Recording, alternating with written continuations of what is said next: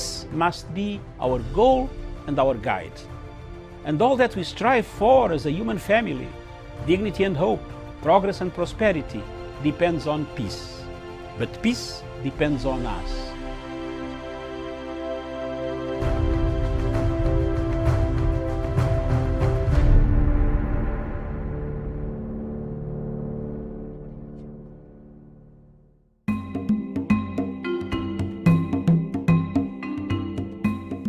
A country at war needs unity.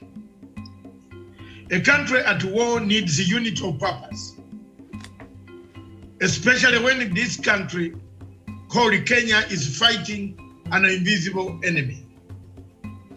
An invisible enemy is one that you don't see. Is one that you don't know when it is going, when it will end, how it is going to attack.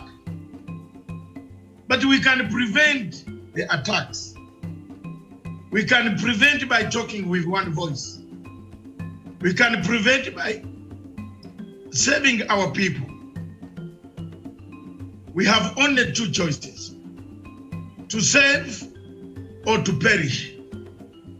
Do we want our people to perish? The answer definitely is no. President Uhuru Kenyatta and his government and his team, headed by the CS of Health, Mutahi Kagwe, have done their best. They have given you instructions. They have given you guidelines. But we seem to be sliding back through unnecessary politicking, unnecessary state of hopelessness being created by politicians who want to be in power in the future. The most dangerous thing is when you are in power, whom will you rule when the people have perished? The most important thing today is to save the people, then lead them tomorrow. A leader who divides people, divides them at this crucial hour, is not worth a leader of salt. When salt becomes saltless, salt is no longer salt. Therefore, as we fight the invisible enemy,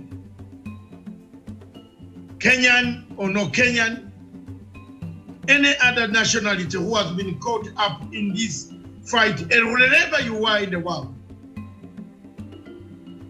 the fight can be won with unity of purpose.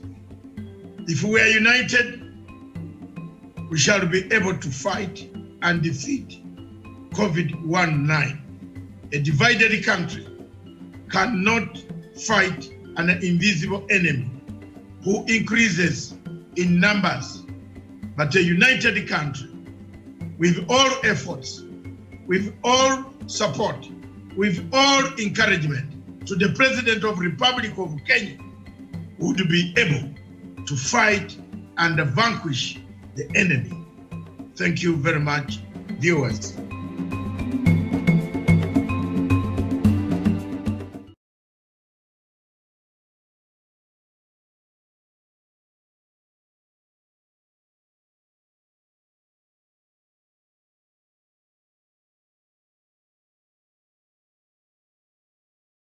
A very good afternoon to you, and thank you for continuing to stay with us.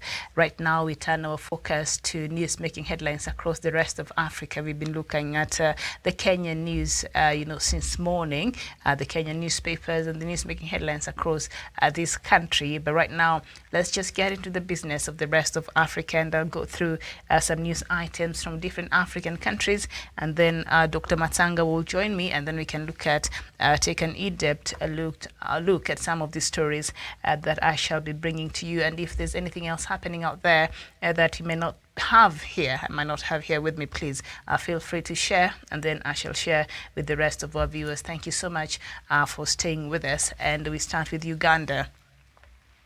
And the Executive Board of the International Monetary Fund, IMF, has approved a disbursement of $491,000, an equivalent $491 million US for Uganda under the Rapid Credit Facility.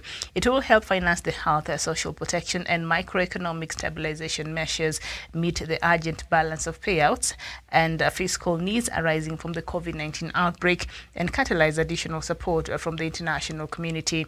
The Ugandan economy is severely hit by the COVID-19 pandemic, and in particularly such key sectors as services such as tourism, transport, construction, manufacturing, and agriculture. The pandemic has also exacerbated the challenges posed by the heavy rains in early 2020 and the outgoing locust invasion. We go to Burundi, where 4 Burundian journalists have appeared before a court to appeal against a 2.5-year sentence handed over to them in January. Terence Mpopzenzi, Agnes Ndurbusa, Egibe Harenimana, and Christine Kamikaze, who worked in the private newspaper Iwachu, were arrested last October while on their way to cover clashes between Burundian troops and the Red Tabara rebel group in the northern Bubanza province. They were sentenced in January for complicity in undermining the internal security of the state. The United Nations Human Rights Council condemned the sentencing. And we go to Malawi, where Malawi's main opposition leader, Lazarus Chakwera, on Wednesday presented his candidacy of the presidential election rerun. The election will be held on July 2nd. Despite the coronavirus pandemic, the opposition challenged results of the May 2019 polls, which saw the re-election of President Peter Mutharika with 38.5% of the votes. The Constitutional Court annulled the results in February 2020 and ordered a rerun. Mutharika has appealed this decision, and the court is due to rule soon. 9 candidates are also expected to participate in the July ballot. The outgoing president must formalize his candidacy on Thursday for this poll. That is today. And in Ghana, the COVID-19, though a major threat to human survival, continued to invoke the ingenuity of research scientists, virologists, and other professionals. The Ngochi Memorial Institute for Medical Research of the University of Ghana has been the foremost institution since Ghana's first case on March 12th. And the director of the institution says Ghana is about weeks away from developing drugs for COVID-19. There we see another hope in Africa. Ghana is weeks away from developing drugs for COVID-19. That is a news that we shall be keeping our eyes and attention to, and just a follow-up to see how that will go there in Ghana. We go to Botswana, where Botswana will start a phased lifting of its lockdown starting May 8th. Vice President Slamba Tsogwane affirmed on Wednesday in presence of President Masisi.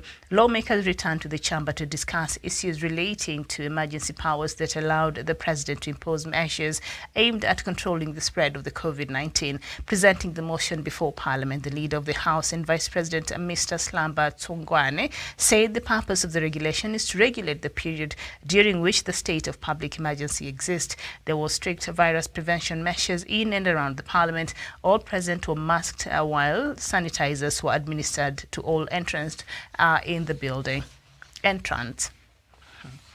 then we go to Zimbabwe, where a draft document shows Zimbabwe has been added to a list of states that pose a financial risk to the European Union because of the anti-money laundering and terrorism financing shortfalls. The list drawn up by the European Commission is set to include tax havens, Panama, the Bahamas, and Mauritius. A draft document seen by Reuters and expected to be published on Thursday also include Barbados, Botswana, Cambodia, Ghana, Jamaica, Mongolia, Myanmar, Nicaragua, and Zimbabwe.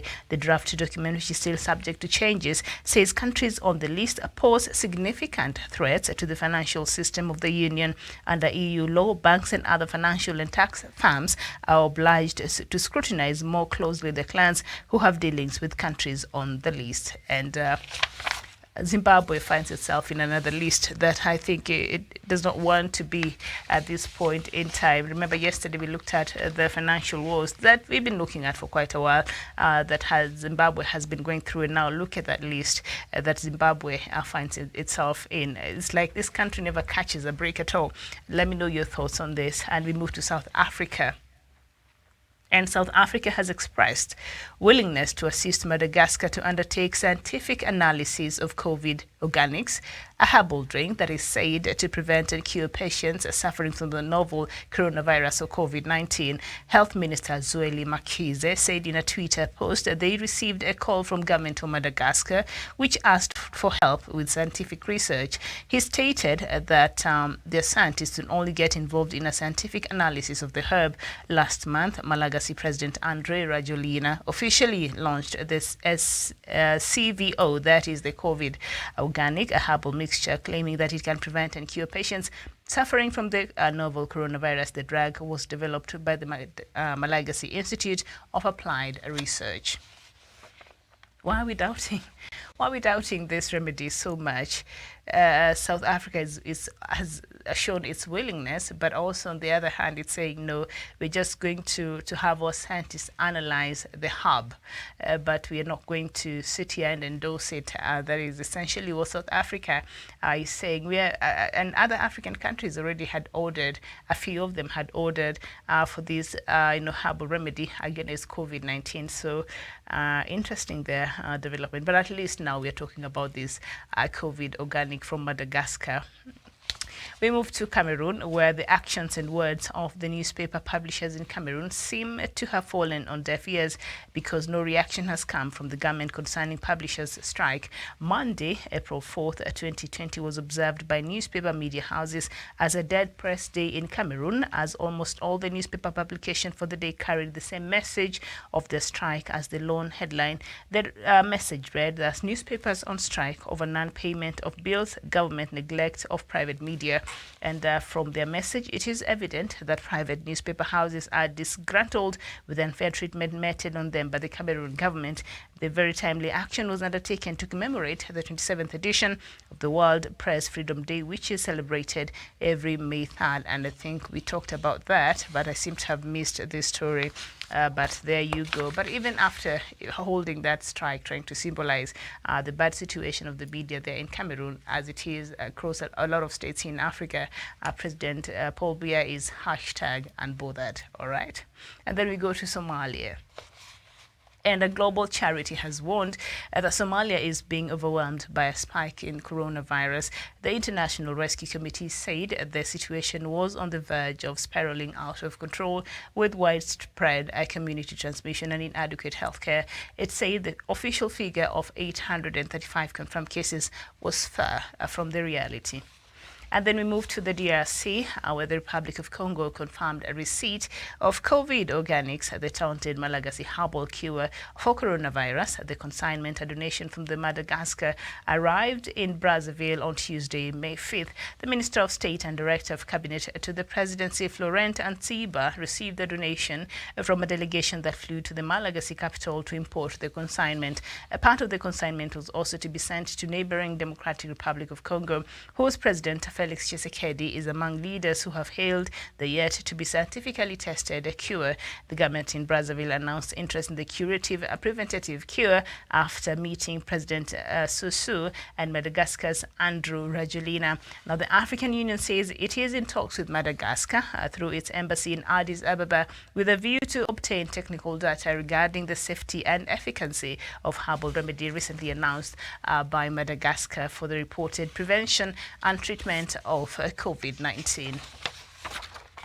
And we go to Nigeria, where the Attorney General of the Federation and Minister of Justice, Mr. Abubakar Malami, on Wednesday defended his labeling of the just repatriated $311 million previously looted by late head of state General Sani Abacha as Abacha's assets. But in a statement by his special assistant on media and publicity, Dr. Omar Gwandu, Malami said he deliberately referred to the funds as Abacha assets because it had been repatriated to Nigeria and qualified as federal government's assets. Describing the criticism of his reference to the funds as Abacha assets as a needless media hype, Malami urged Nigerians to focus on the utilization of the funds for public good.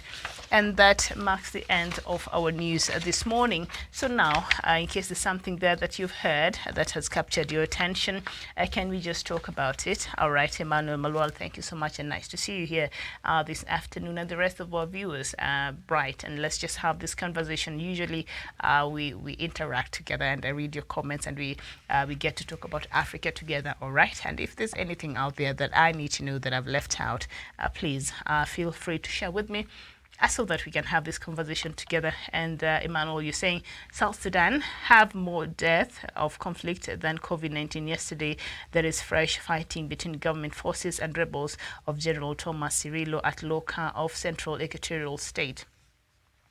And I think this is a problem. As we keep saying here, we all know what are some of the contentious issues that are supposed to have been discussed before the formation of the unity government. One of them was security. The other one was the number of states. Now, the number of states was able to be solved at the last minute.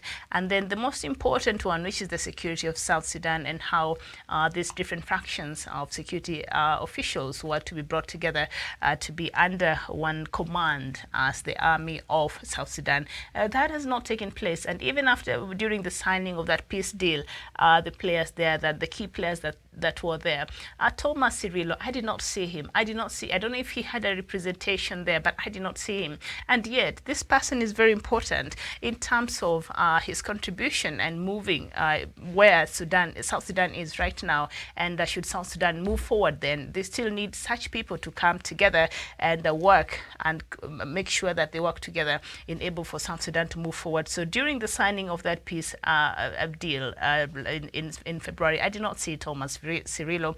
I don't know if he was represented. That was not mentioned. So that became a worry, because now we see his forces are fighting other government forces, meaning they're not together. We still have the militant groups there. Him and the government also has his own militant group. So this poses a huge challenge in terms of finding a lasting, peaceful solution in terms of security there in South Sudan. Unfortunately, the leaders in South Sudan did not consider, a permanent solution for security in the country as one of importance, so that the country can really move forward. Because if you're trying to build a country and rebuild a country, and yet your security apparatus has not been sorted out, I don't know which country. I don't know, because inside you still have aggression. The army should be protecting South Sudan from other outside aggression, but inside is where the aggression is taking place by the same,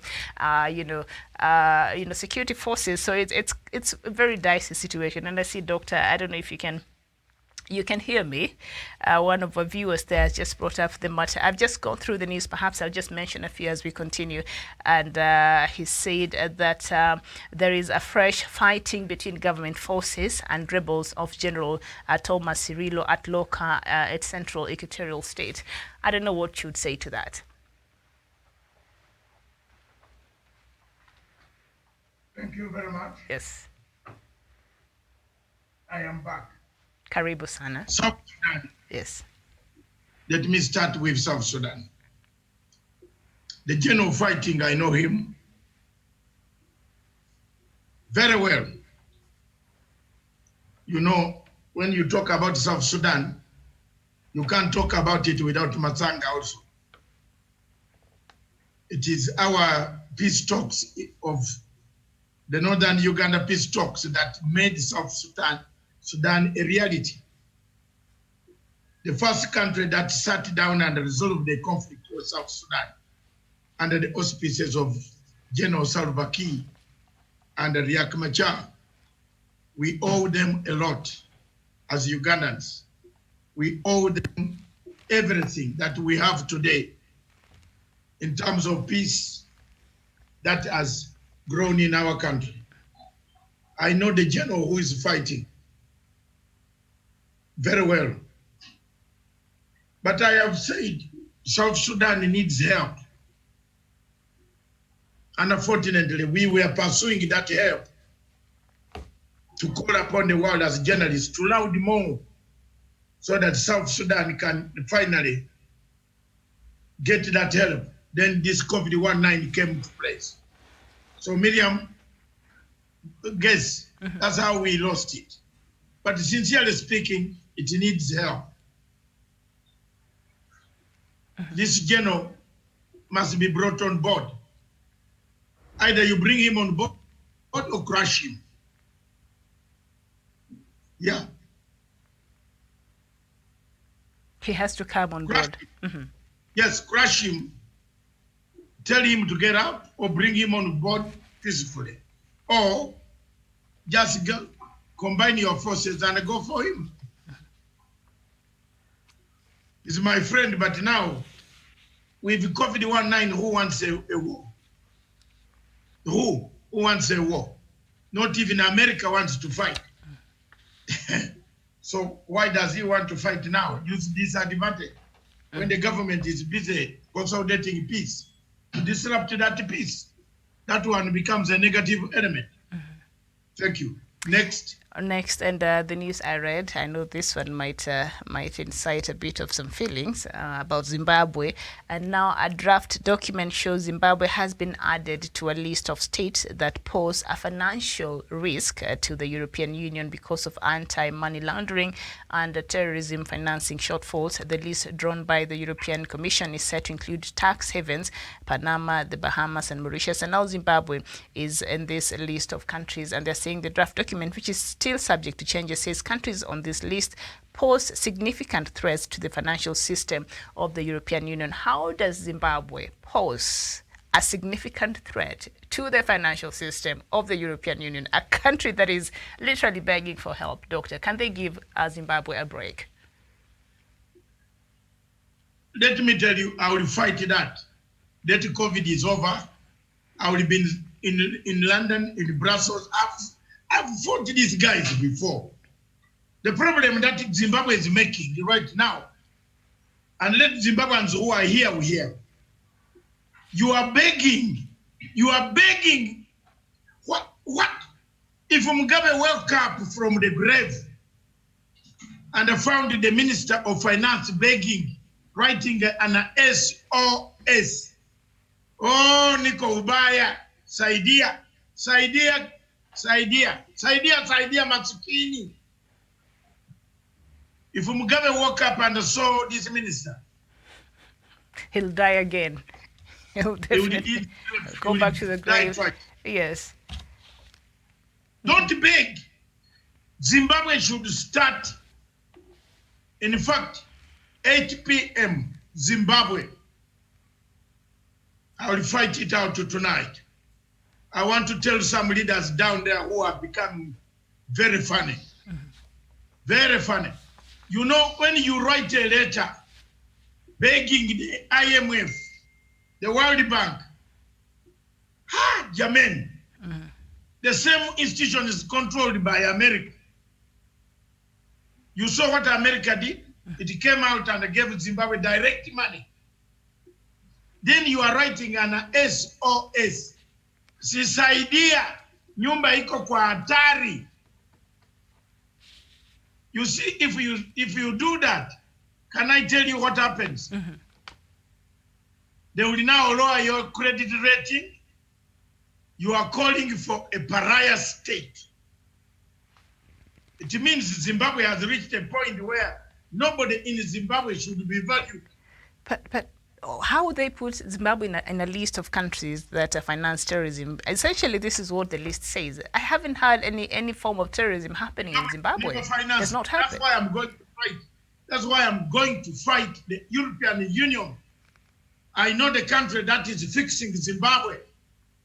The problem with the people of Zimbabwe is that they don't understand.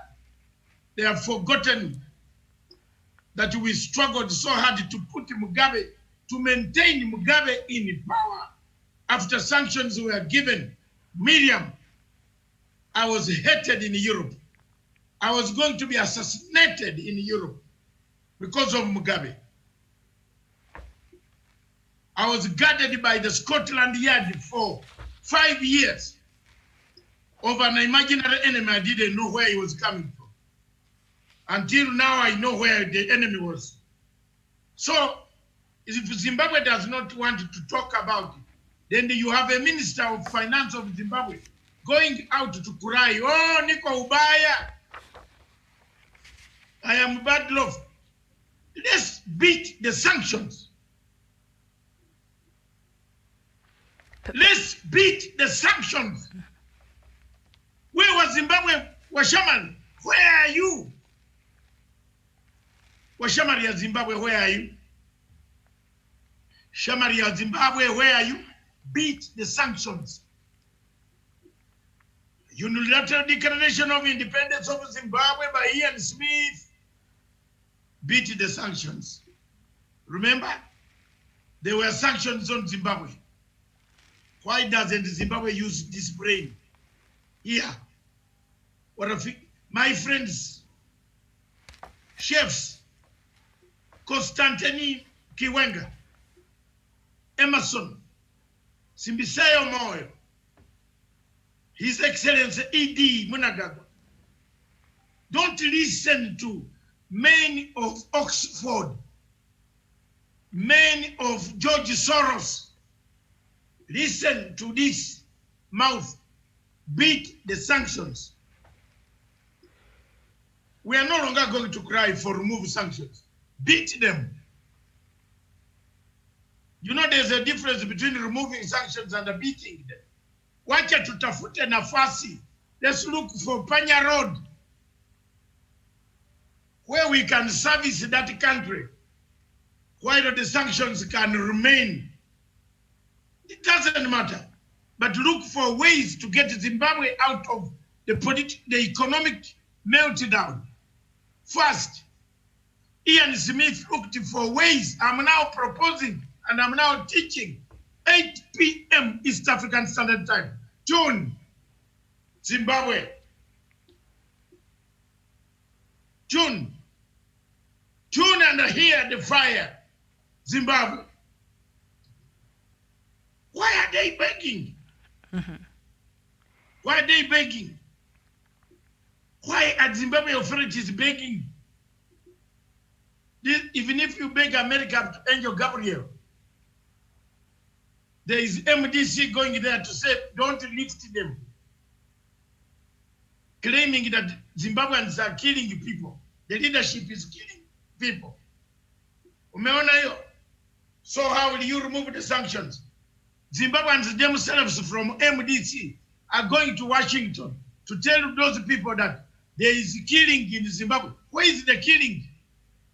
Hakuna. So you can't beat the sanctions. You can't remove. Let's beat the sanctions. I'll give you a Zimbabwe formula. Tonight, Zimbabwe formula. That's the headline. The formula to beat sanctions. Let's not beg. It is not a good thing to write a paper begging Muzungu. You are begging Muzungu, Saidia Muzungu. Apana, time has come for Africa to rally behind Zimbabwe to beat sanctions like Ian Smith did rally against the rest of the world using his white supremacy people, and they beat sanctions against Zimbabwe. Yes, adding Zimbabwe to a list of terrorists sponsoring. You wait in 2 p.m. and you see who are the guys, how they are sponsoring the money laundering racket in Africa. Just wait. And you see, don't add Zimbabwe. Why are you not adding the institutions that are selling diamonds in your country? Who sells diamonds in Brussels? Who? America. Why don't you add America first? Yes. Every time an African talks about making $1 of his own, you assassinate him. Yes.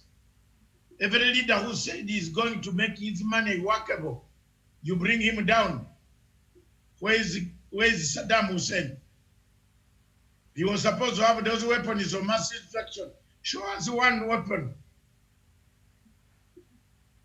Can America show me one weapon of mass destruction that they got in Baghdad? Show me. Wasn't this supposed to be displayed to the world? Where is it? Where is the weapon of mass destruction that America found in Baghdad? Then it used the pretext of invading Baghdad and bringing us the chaos we see in the Middle East? Where is the weapon? Miriam, have they sent you the name of the weapon? Not yet. They're not given the world. And of course, the subsequent leadership there in the US also agree they blundered when it comes to Iraq. Where is the weapon that Gaddafi? Where's the weapon that Gaddafi was making in Libya that made France to attack Libya under pretext of Resolution 1970 of the United Nations Security Council? Where is the weapon? Where is it? Miriam, have they sent it to you? Show me the weapon. Walisema Gaddafi has got a nuclear weapon. Where did you hide it? Did you steal it? Are you keeping it in Paris?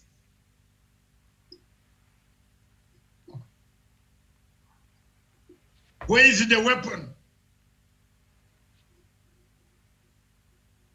that you say it is in northern Mozambique? Where is it? Why are you there? Why? Who is in northern Mozambique? Who is funding the rebels? Where is the weapon?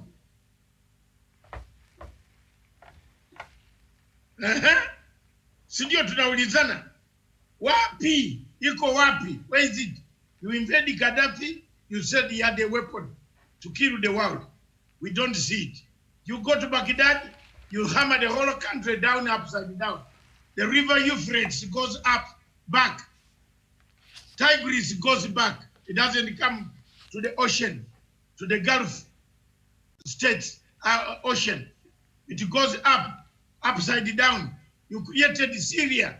You said Syria as a weapon of mass destruction. Where is the weapon in Syria kept?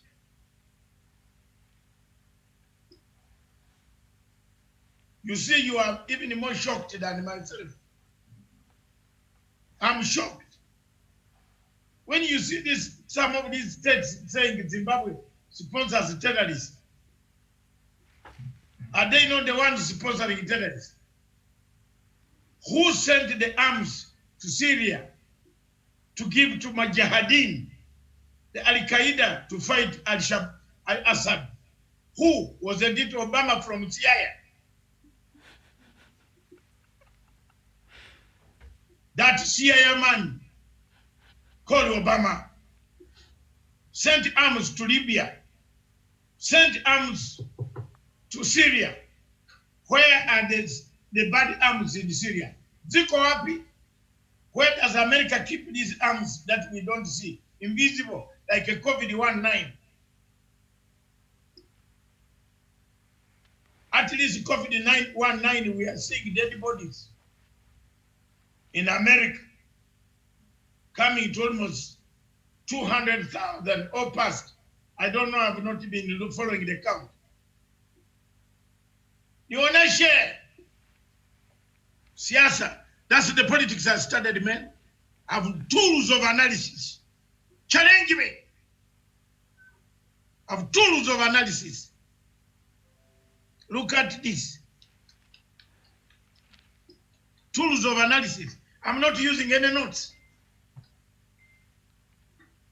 Show me any one arm that made Iraq to be invaded.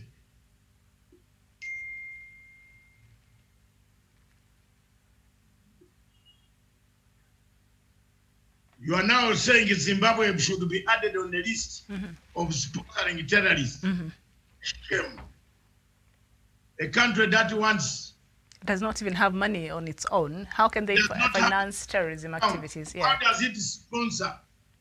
The most annoying part of it on that list is Botswana. Yes, Botswana, Cambodia, Ghana, Jamaica, Barbados, Nicaragua, Mongolia, Myanmar. You know why they have listed Botswana? Because their favorite president is gone. Ian Khama. Yeah, because Masisi has refused to dance to their President tune. Masisi Yes. is fighting that type of hegemony. So you list Botswana, which has been one of form of democracy in Africa, with a very good economy. You want to stop it from selling its diamond, isn't it? Cripple us, then come. As we pray with the Bible, a flag is raised. You remember what Kraft and Abadeas and the rest, when they came to the coast of East Africa via Mombasa and Taveta, they told us, pray, hallelujah, God is well. Wow! Pray every Sunday. While Africa is praying, a flag was being hoisted. But you come out of the church, you find a flag behind your land. You are finished. Colonialism comes in different forms. These loans that we are getting right now could be another making of regime change. So be careful. Can I end there? Okay. Ask me another question. Another question, and when we'll be looking at the Zimbabwean case later on in the evening, that leaked letter that the finance minister had written, Mr. Antolin Kube, it was not meant for the public, but somebody leaked it, and he had written it to the African Development Bank, the World Bank, the European Investment Bank, and all these other international bodies, and the IMF. Yes, it was a secret letter begging. That letter, you have it? I will send you that letter, yes, I will. I've gone through it. I'll send you that letter, the details there. Please send me the letter. I will. Because I'm handling it. Yes, I will send you the details of that letter. So right now, we've seen South Africa expressing willingness to assist Madagascar to undertake scientific analysis of the COVID organics, the herbal drink that is said to prevent and cure patients suffering from the novel coronavirus or the COVID-19. But they are saying that their scientists will only analyze the herb, but they're not going to, endorse it and say this is the solution. They're just going to analyze the details of that herb. So South Africa, what kind of assistance? Why do you call them? This half-hearted. Is stupid. This is Ramaphosa. This is Ramaphosa's hypocrisy. Remember Ramaphosa, I speak as Pan-African Forum. I'm going to issue a statement at 3 p.m. I've been told. We are checked to 3 p.m. Yeah, you can go, but the statement will come at 3 p.m. A very serious statement from Pan-African Forum to world leaders, to African leaders, on how things are becoming bad in Somalia. It's not, and by the way, when I speak about Somalia, I don't speak on behalf of the Kenya government. I've never been employed by the Kenya government to speak. I'm a Pan-African organization. Pan-African Forum UK Limited. You can go to hang in hell. I don't speak for Kenyan government. Neither am I propagating the strategy of the Kenyan government. I speak as an African who is seeing the bad things that are happening. Therefore, tonight, I'll speak as an African. 3 p.m. as an African again. Medium, your question.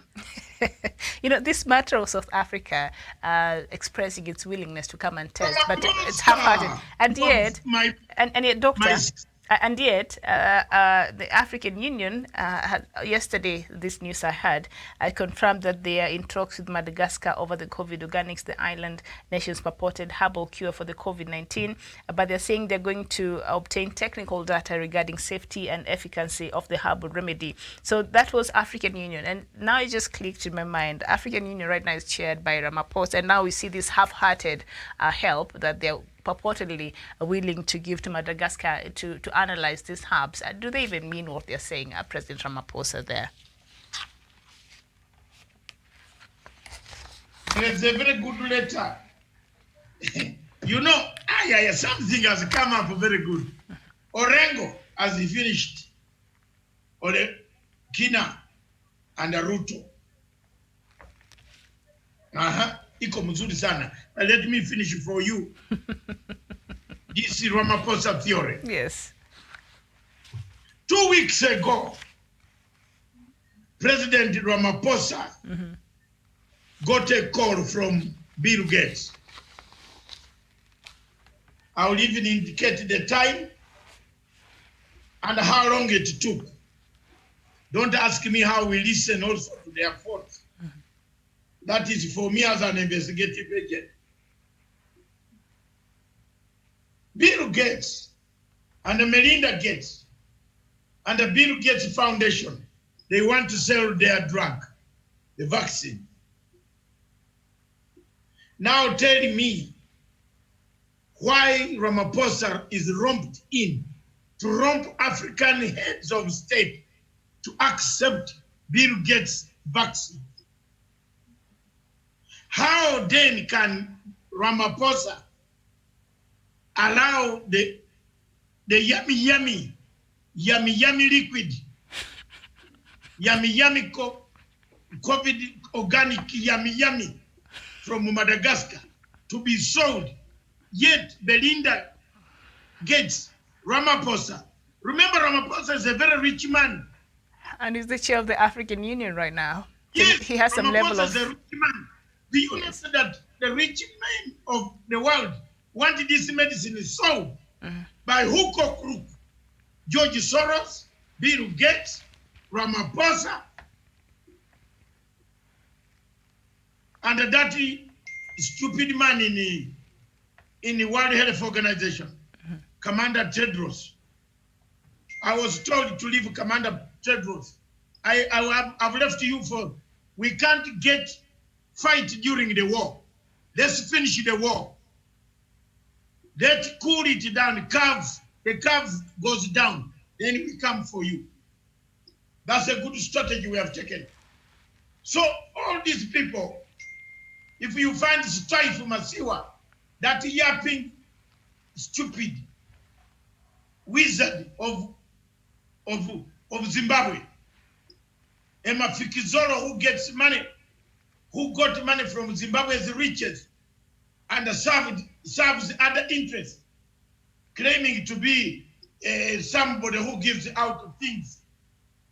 Trumpist, stupid.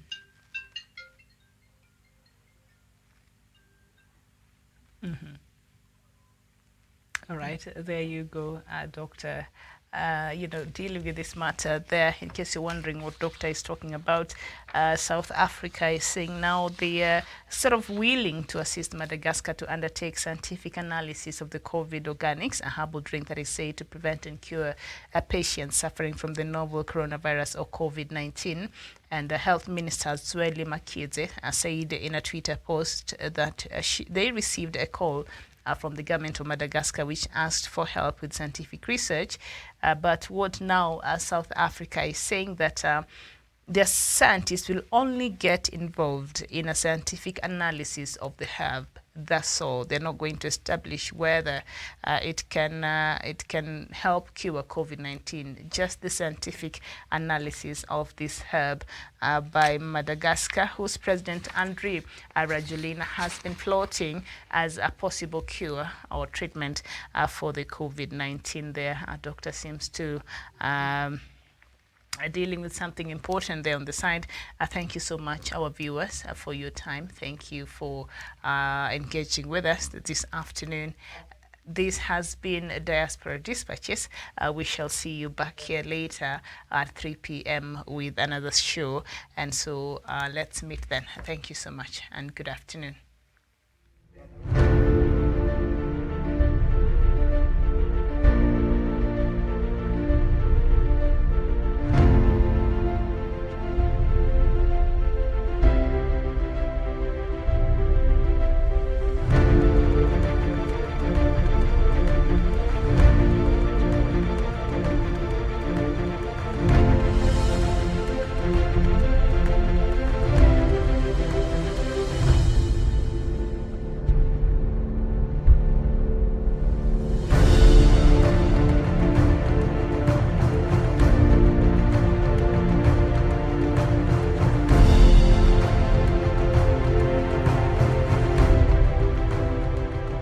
peace must be our goal and our guide.